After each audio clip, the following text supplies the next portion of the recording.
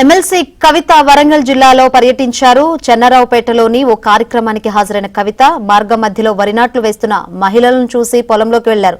స్థానిక మహిళలతో పాటు వరినాట్లు వేసి వారితో మాట్లాడారు. వర్షాలు కురవాలని, రైతులు సంతోషంగా ఉండాలని ఆకాంక్షించారు.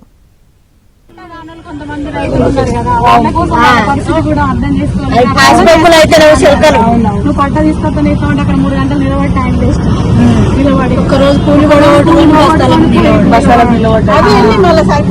సరిపోని వస్తుంది. ధర కూడా పెంచారు కదా, మంచికి ఎంత 150 పెంచారా?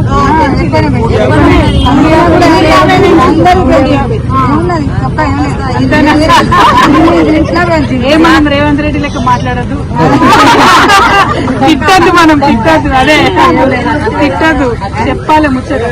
కానీ బరాబర్ అడుగుదామమ్మా, వచ్చేటి చాలా ఉన్నాయి, రావాలి, అడుగుదాము. ముచ్చట గట్టి ఉంది అంతే. కొన్ని రోజులు అయితే కొత్త పింఛన్లు ఆయన ఎక్కిన కాంచి కొత్త పింఛన్లే రాలేకుంటా నాకు కాళ్ళు ఎత్తలేవు.